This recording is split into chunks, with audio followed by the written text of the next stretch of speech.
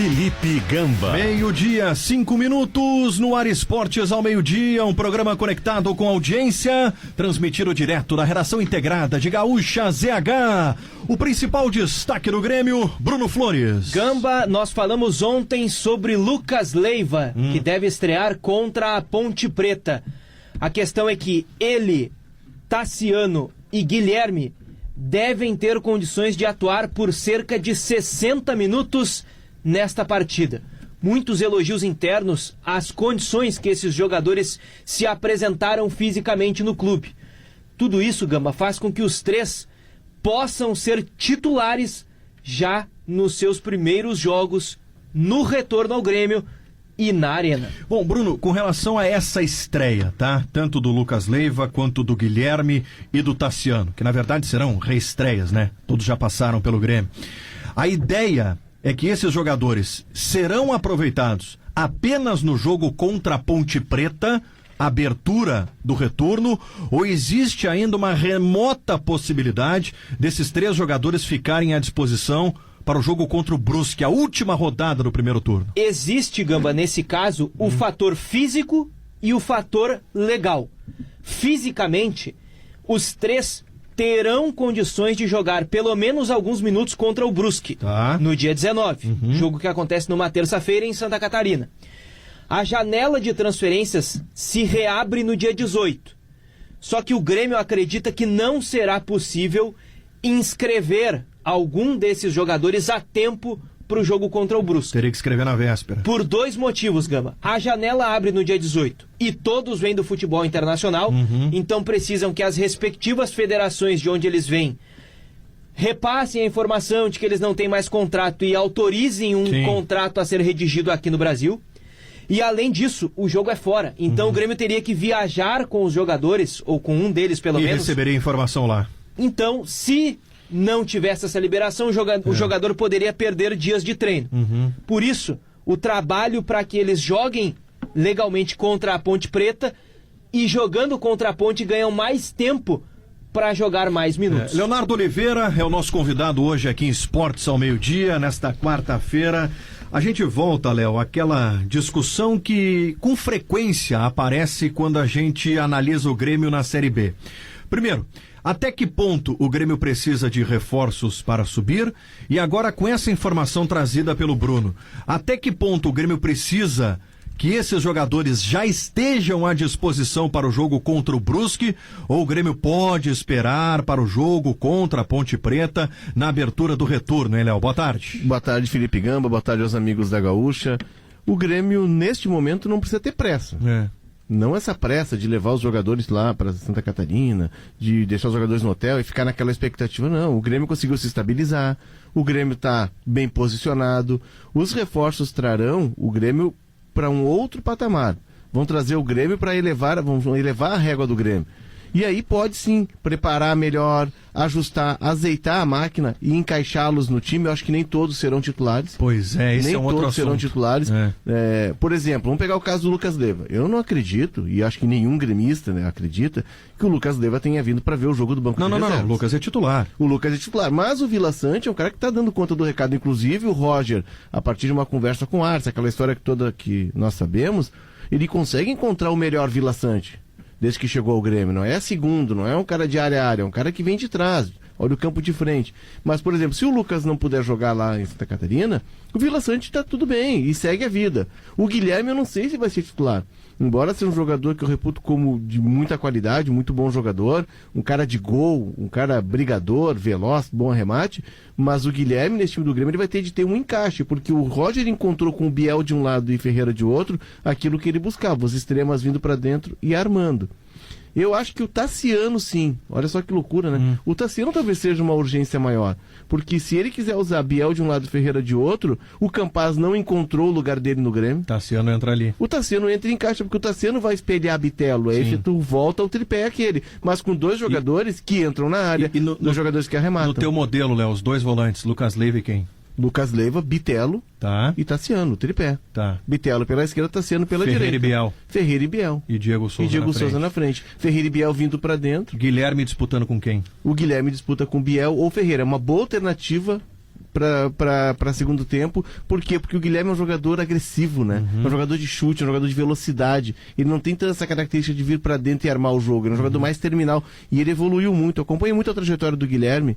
Ele sai do Grêmio, ele faz um gauchão muito bom no São José e a partir daí acompanhei. Mas principalmente no esporte. No esporte ele vai muito bem. No esporte ele vai muito bem e ele é o grande nome do acesso do esporte. Ele sobra naquela Série B.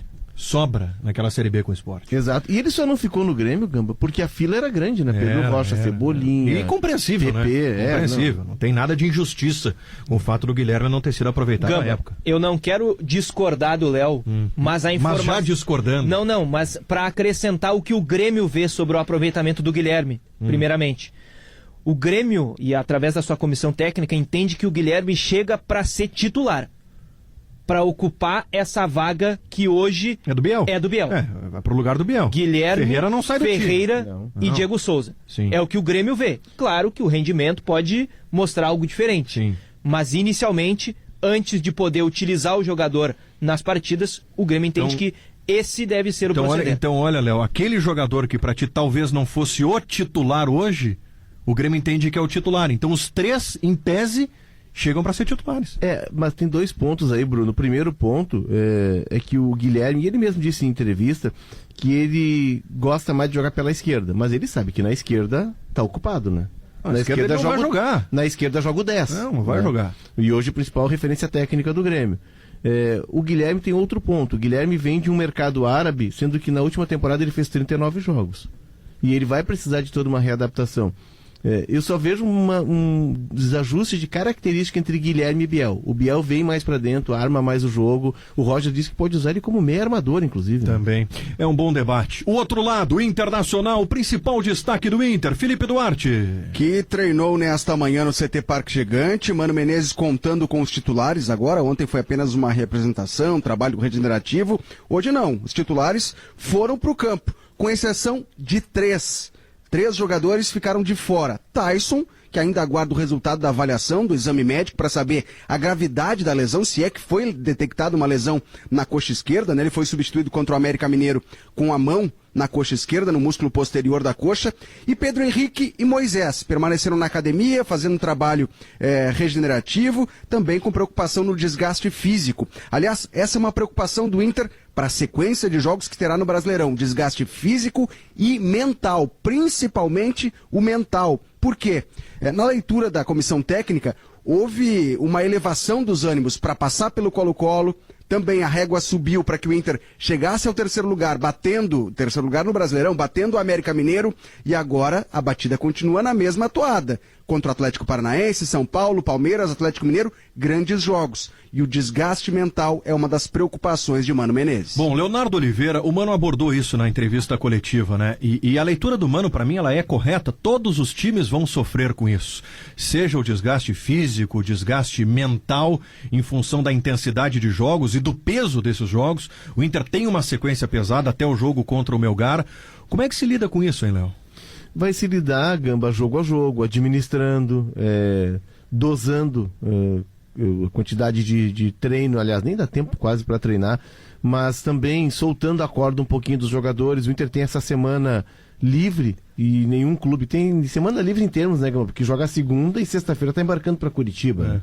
Aí tem o tempo de recuperação, tem a viagem. Exato, mas enfim, pelo menos o Inter teve agora entre segunda e sexta um período que ninguém teve dos times que estão lá em cima. Os times estão jogando Libertadores e Copa do Brasil. O Inter não tá, o Inter só tá na Sul-Americana. Então o Mano vai ter que administrar muito isso, ele vai ter que ter muito da percepção dele. Ele é um cara experiente, o Mano chega no vestiário, sente o cheiro do vestiário. Claro. Ele conhece pelo barulho, ele já sabe o que está acontecendo. Então vai ser muita sensibilidade do Mano de preservar jogadores em alguns jogos, em alguns momentos. E aí, Gamba, que aquele debate interminável do futebol brasileiro, que as pessoas parem e reflitam. Vai ter de preservar. Não existe, vai jogar com reserva o Brasileirão para jogar a Sul-Americana ou a Libertadores. Não, é humanamente impossível. Por vezes a gente esquece que o jogador não é super-herói, embora ele se travista muito disso. E a resposta, né, Felipe, sobre isso que o Léo está dizendo, o Inter está sentindo na prática. Os jogadores estão sentindo lesão atrás de lesão.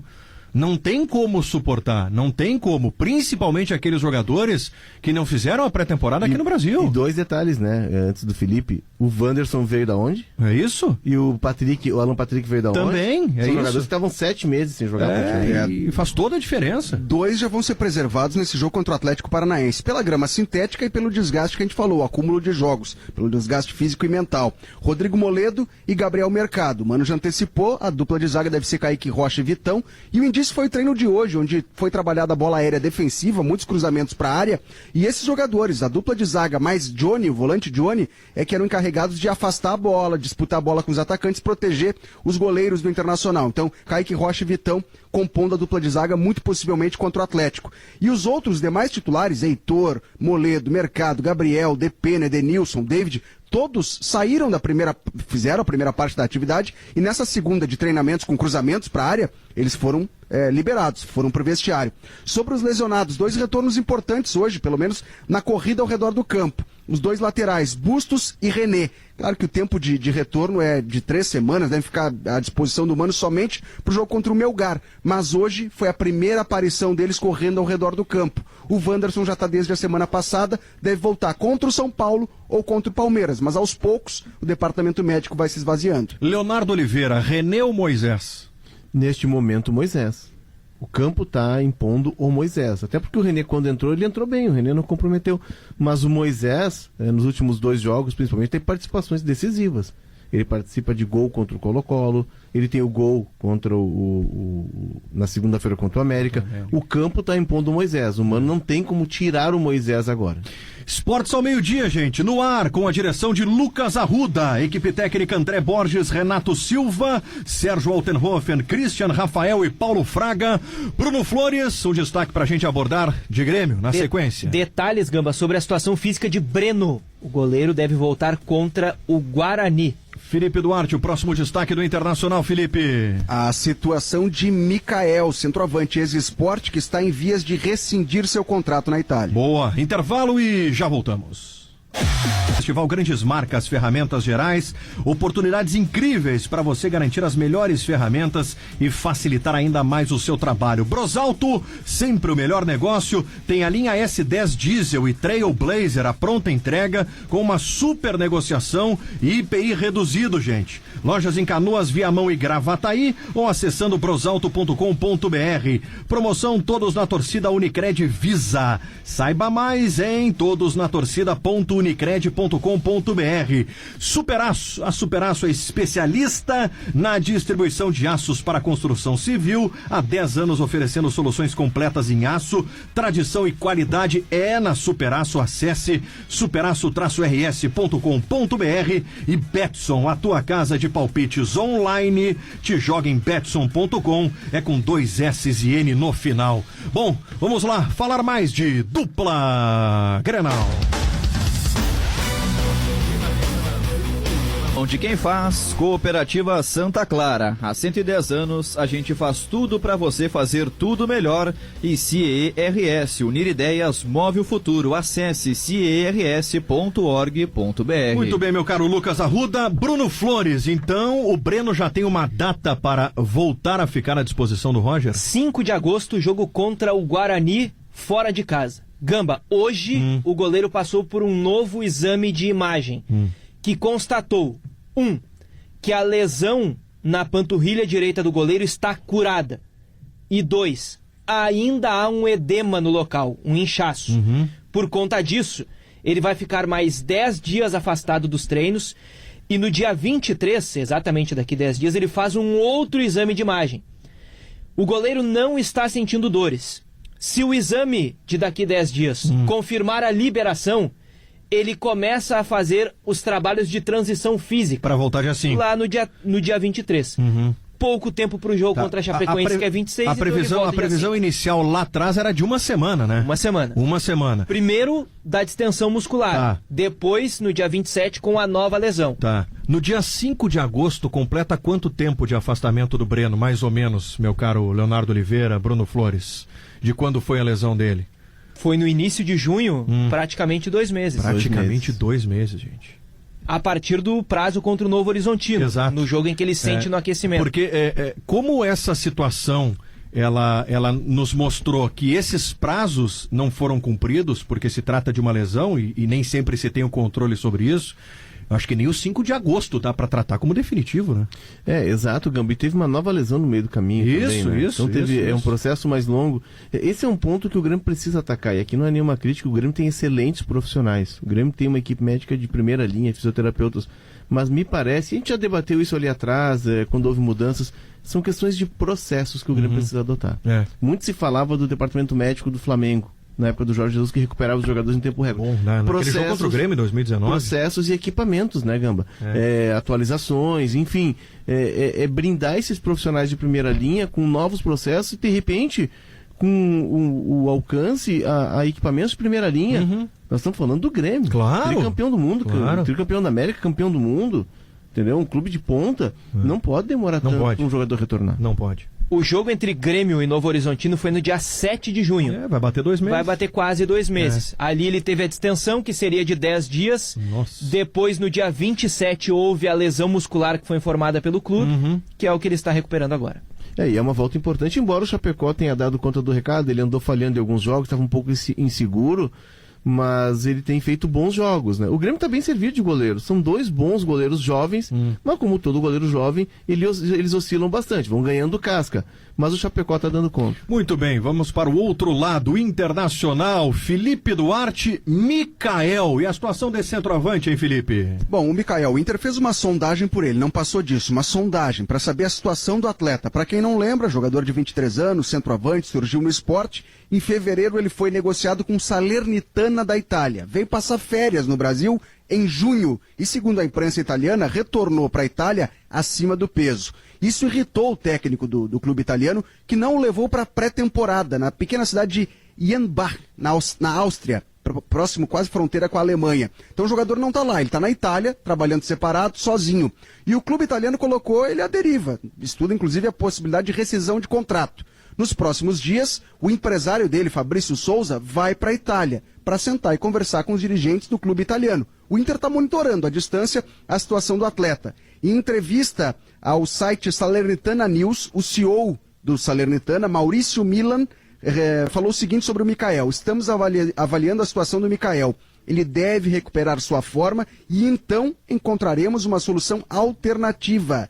O Giulio Migliaccio, que é o diretor técnico do Salernitana, destacou a questão do excesso de peso do atleta, que está treinando bem em Salerno. Estamos construindo um excelente quebra-cabeça e vamos ver o que vai sair desta última peça. Leonardo Oliveira, vamos lá, Leonardo, vamos fazer aqui uma hierarquia. Wesley Moraes, Cadorini, David, que não é centroavante, justiça seja feita, ou Mikael? Se vier o Mikael, mas aí tem um ponto que o dirigente italiano mencionado pelo Felipe Duarte toca, que já nos tempos de esporte chamava atenção. Questão física, né? O peso. A questão física. Ele é um jogador que precisa estar sempre vigilante, atento, porque ele é um cara muito grande e muito pesado. Sabia que o Mikael foi a 3ª maior venda da história do esporte? É mesmo, né? Sabe quem foi a 2ª? André, para o Grêmio. É verdade. Que baita negócio fez o Grêmio, né? Só que não.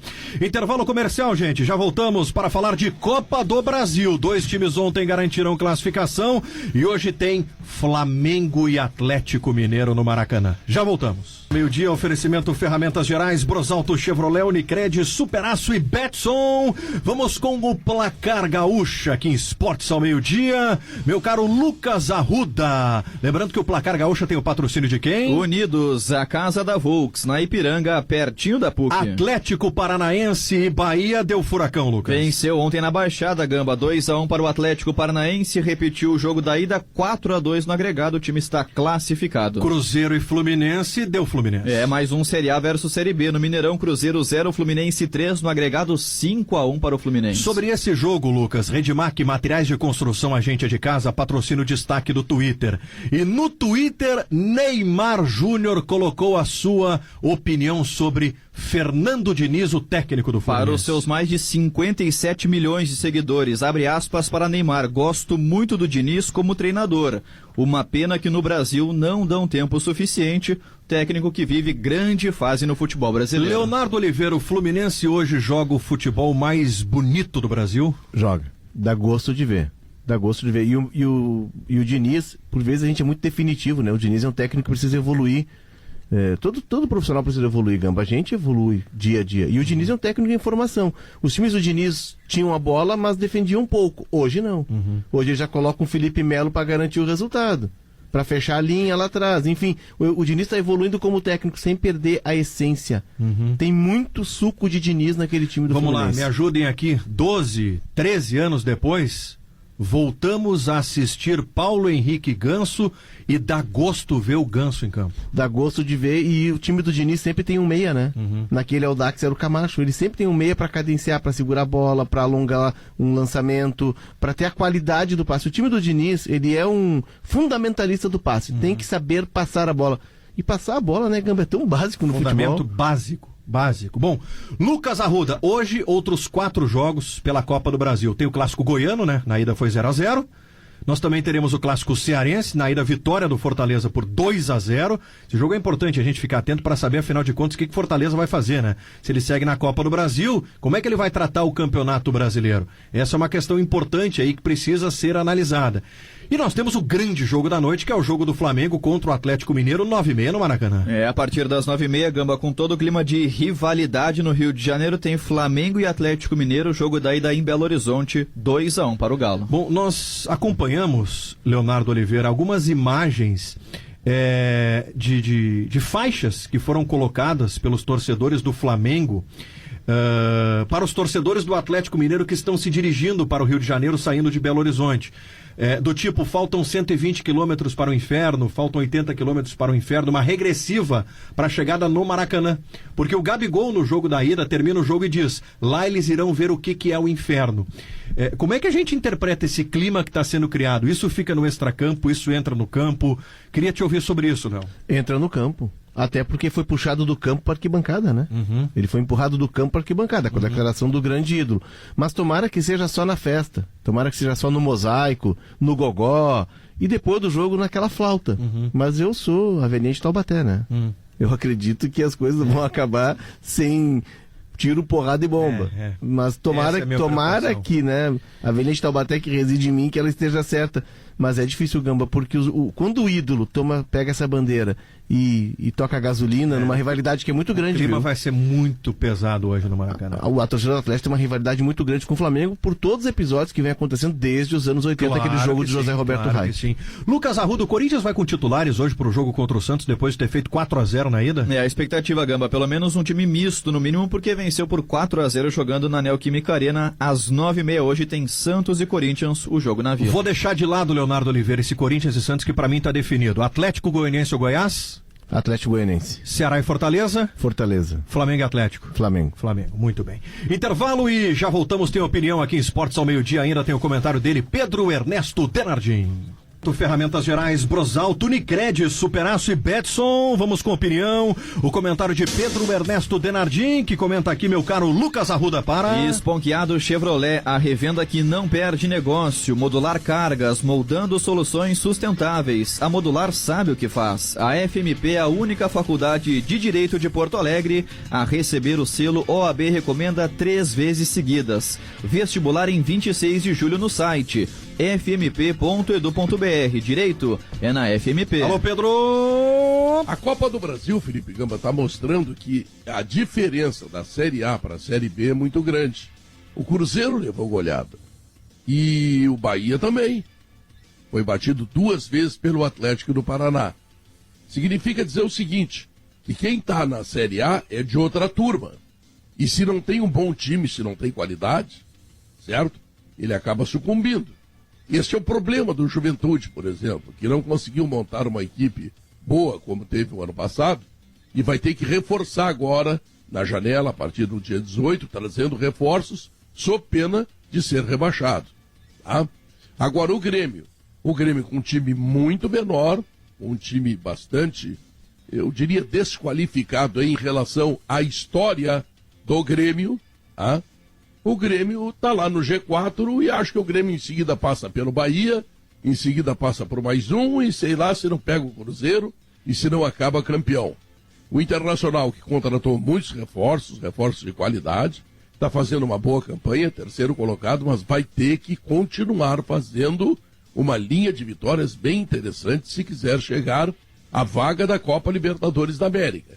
Principalmente outros adversários que estão lá embaixo da tabela, como o América, por exemplo, que o Inter suou muito, mas afinal, lá nos últimos segundos da partida, com o gol do Moisés, conseguiu ganhar o jogo. Então, a tarefa do Internacional é muito mais complicada pela qualidade dos adversários, a do Grêmio menos qualificada, mas nenhuma é menos importante que a outra. O Grêmio precisa subir, voltar para a Série A.